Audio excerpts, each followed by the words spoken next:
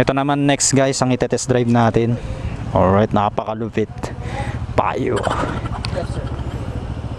Ayun, lucky oh. 32 liters na sir. Yes po. Lucky oh. Dalawang helmet kasya. Isa dito, tapos isa dito half piece. Tapos may ano siya, pilot light dito guys oh. Ganda. Tapos guys, meron siyang ano, built-in na hydraulic. So, yun oh. Kasi yung iba nakaka-irritate, ganyan ng ganun eh. Ito hindi eh. Tignan nyo. Ito pa lang, ganda na. Tapos nandito yung battery niya guys. Alam ko battery ito eh. Ayan, try natin to guys. Ang laki. Kailangan ingat tayo dito kasi malaki nga. Oh, mataas siya. Ang laki oh. Ayan. Oh, ang galing oh. Tignan nyo naman yun, yung animation niya oh. Eh, palupit pre.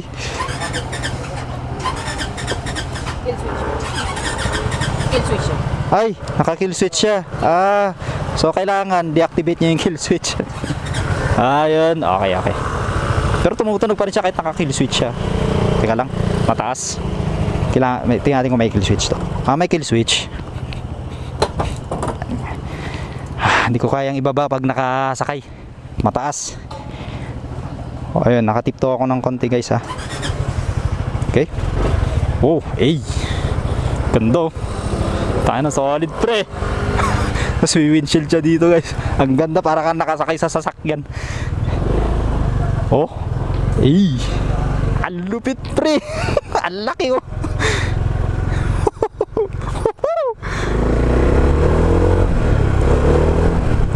Grabe guys, iba talaga kapag nakasakay ka sa ano, big bike. Para sa akin, oh, dati dito. Ito talagang wala kang maramdaman, kukunti oh. Teka lang, nakakatakot. Mamatumba tayo nga eh. Ganda, solid. Pero kung i-drive mo to, magaan lang siya. Oh, ang galing ah. Magaan lang siyang i-drive ah. Lalo yung ano, yung handling niya, ang lambot. Eh, sana alls. Nga lang nagkunti tuloy, nagkulang ng 50cc para 400cc para ano siya no, legal expressway na sana. Yung ganda, solid pre. Yung pindutan niya parang parehas lang sa ano, sa Dink S.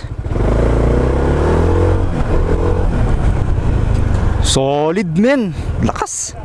Syempre, ano pa nga ba? Eh 350cc yan, talagang malakas pre. Ganda. Oh, natin dito ng malapitan guys. Dito muna tayo, park tayo dito. Oh, kung ganito lang yung motor ko, naku, siga na ako sa amin.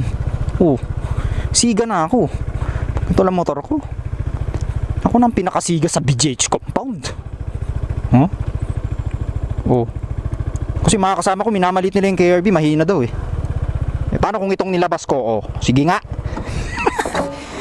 Oh, na guys, ay ano ko ta, center stand, mag-isa ko.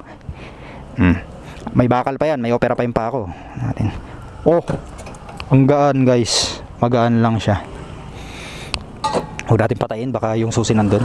Tutulak tayo kapag ka. Ayan, gaya ilaw niya guys. Ang ganda oh, solid, pre. Tapos ito yung camera niya guys, andito. Tapos ang maganda dito, yung shock niya is ano na siya. Ano tawag dito? Yung baliktad na yung shock. May tawag dito, nakalimutan ko na eh. Tapos ano, syempre ABS yan, may TCS guys. Ayan yung camera niya. Parang reverse na ano, reverse telescopic bang tawag doon, di ko alam, basta ano eh. Ito yung mga magagandang shock yung ganyan. Ayun, pabaliktad yung hydraulic niya. Hindi ko alam kung anong tawag yan, nakalimutan ko na eh. Anyway, ganyan ang ano niya. Uy, ano yun? Ano yun? Bigla ko lang ginanon yun pre ah. So meron siyang lagayan dito no. Mga gamit, ang galing pre. Ngayon ko lang na-discover to ah. Eh. Galing pre. Eh. Tapos meron siyang air vents doon guys oh. Galing. Ganda ng design. Solid. Tapos yung taillight niya, laki. Oh. Para siyang ano. Ganda, solid. Tapos nandito rin yung camera niya guys, ayan. Tapos signal light, malambot. Ayan. Kahit masagi-sagi, di siya mababali. Dual shock. May camera? Oo, meron. Dalawa. Harap likod.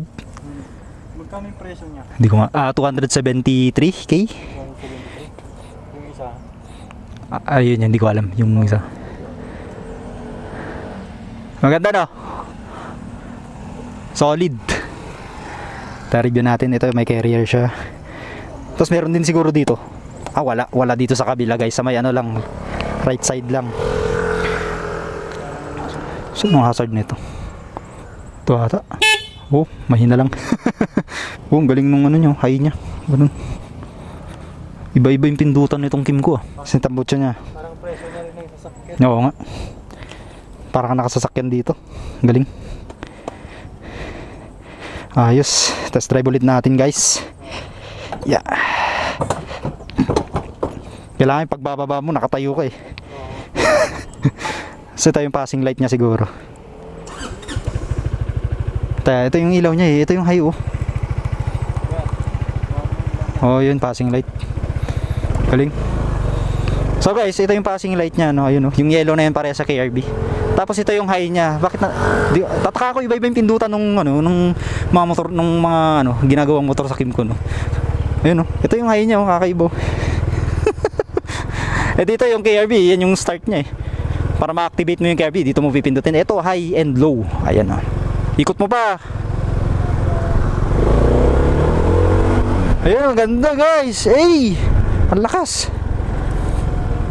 Ito hindi ko alam yung ano yung panel gauge niya, pero ito ano TFT display to guys.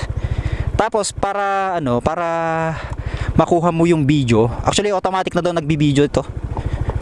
Sabi nung ano nung staff doon sa KTM. Automatic na daw nagbi-video to once na ini-start mo. Ewan ko kung tama ako or tama siya. Para makuha mo yung video, may ida-download ka na app sa cellphone mo para makuha mo yung video, para ma-view mo yung mga videos na ni-record ni Exciting X350. Okay? Ang lambot, guys. Galing. Pero ang galing meron siyang lagayan sa gilid dito sa may left side tama. Left side 'yun, no? Ito. Ang galing. May lagayan siya, pre. Dito tayo sa gilid. Ano, para hindi tayo ng guard. Baka sabihin niya bakit nagsasalita mag-isa to. So ganyan yung itsura niya. Itong CVT niya laki. Siguro panigurado malaki yung ano nito, pulley tsaka yung ano, clutch assy niya. Tapos yung bell. Kasing laki siguro nung ano sa bagong labas lang to ah. Ganda. Oh. Grabe ba, pre? So guys, ang presyo pala nito is sa 273k. Meron siyang ano dito lagayan. Medyo ano, hindi siya ganong kalalim. Ayun oh. Pero pwede kang maglagay ng isang cellphone. Ayan, kasya naman ng isang cellphone, guys. Kunin natin yan, baka may iwan natin. Yari. Meron siyang ano dito. Tapos meron din siya dito sa guys sa ano gilid ah. Ito yung kanina yung na-discover ko. Ginanong ko lang yan ah. Kasya ba sa cellphone? Hindi guys. Ang kasya lang dito siguro yung mga coins. Ewan ko kung ano mga gusto yung ilagay dyan. Pero huwag kayo mag-iwan ng pera dyan ah. Ano yung itsura niya guys. Tapos ito naman. Oh ganun din. Tapos ang lambot ng upuan guys. Ito. Kung ikukumpara ko sa $150 mas malambot to guys. Ayun oh. Hindi ko pa nga natatouch yung ano nyo, yung pinakababa. Wala oh. Hindi kaya. Dito malambot din. Ayun oh. Malambot. Tapos meron siyang ano, backrest na maliit para hindi mangawit yung likod mo. Yan. Tapos dito nilagay ng gas. Galing. Hanip. Oh, yan yung tail light nyo. Signal light. Try natin. Ganun din. Pares lang sa KRB guys. Ngayon signal light niya guys. Naka-hazard tayo ngayon. Itsura. Meron din pala dito. Bali dalawa pala to guys ha. Charging port. Ito yung charging port niya. Ayan, ito. Ito ba yun? Hindi ko alam kung ano yan. Hindi yan yung charging port ata. Dito kasya rin isang cellphone guys sa kabila sa may left side. Tama, kasya nga. Galing. Dalawa pala yung lagayan niya guys. Sa dito, meron din dito. Sa right side. Ayan. Baka ito yung charging port niya. Kaya nang bahala kung bibili kayo ng ano, tuturo naman yan ng ano, kasa. Ay, itsura niya guys. TFT display. Ayan. Ano pa ba yung nakalagay dito? Single cylinder, dual channel ABS, and traction control. Meron siyang TSAS. Ito yung sinasabi ko sa inyo guys, 7-inch TFT display. Ayan. With integrated front and rear action camera. Yeah, ish. Tapos meron siyang 14 fuel capacity. Okay? So malayo-layo nang mararating mo niyan, guys. Alright, test drive ulit natin. Ang ganda.